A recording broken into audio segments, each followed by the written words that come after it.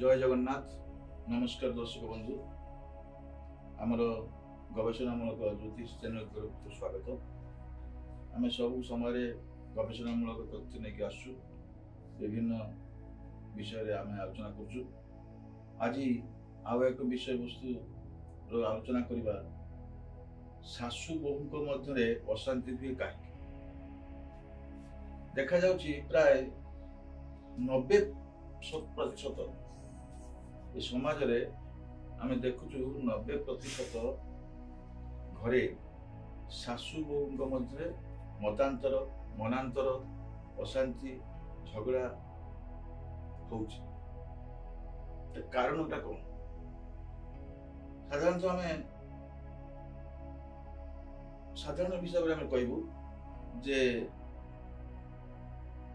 सासु जदि पुराना अभ्यास रखिबे तो वर्तमान युवपीढ़ी माने जहाँ समाज रे घटुची सेमानकर चालीचलन वेशभूषा से भितरे पार्थक्य से भी होउची। आमे से विषय जीवा नहीं। आमे ज्योतिष दृष्टिकोण जे आमे देखिबा जे सासु बहु मध्य अशांति कहीं कारण कौन? मुझे लिखी नवम दशम एकादश स्थान जदि से व्यक्तिर नवम दशम एकादश स्थान अशुभ ग्रहर प्रभाव रहे ताहले तांकर स्त्री सहित तांकर माँ सहित अशांति होगा स्वाभाविक।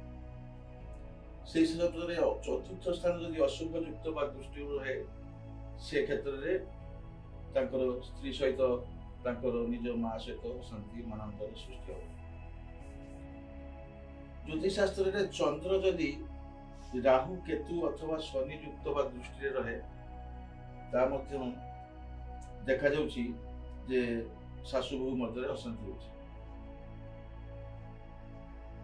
आ विभिन्न धৰণৰ अशांति हब जदि से स्त्री लोकर बा बहुर द्वितीय स्थान पापयुक्त हुए पाप दृष्टि हुए ताहले आमे सेठी कहबा जे से सासु बहु सहित अशांति रहिबे। काई कारण ना तांकर जे वेशभूषा बा दृष्टिकोण से सासु सह्य कर परिबे नाही। कारण तांकर द्वितीय स्थान द्वितीय ग्रह जदि असुविधा रही पापयुक्त रही से क्षेत्र में अशांति रहिबो। तो प्रतिकार कौन करवा एबे आमे तार प्रतिकार माध्यम रे कौन करिया हबो ज्योतिष शास्त्र अनुसार ताहले जदि से नवम दशम ए दुईटी स्थानर अधिपति को जदि आमे बलवान करवा तार प्रतिकार करवा ताहले ताको स्त्री सहित ताकर मार स्वाभाविक परिवर्तन रहिबो, अशांति धारा कम रहिबो।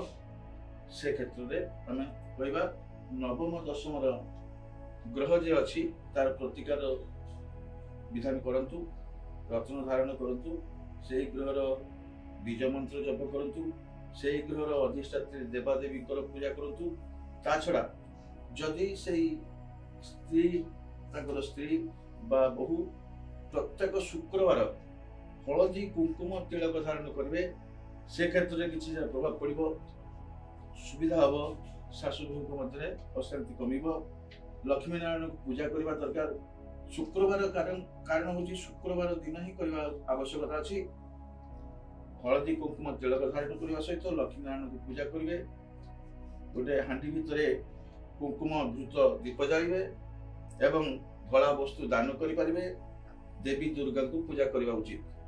जदि से सब प्रतिकार करती से बहु ताहले सासु उभय प्रतिकार जदि करिवे से घर शांति फेरी आसिबो, अशांति वातावरण नष्ट हो।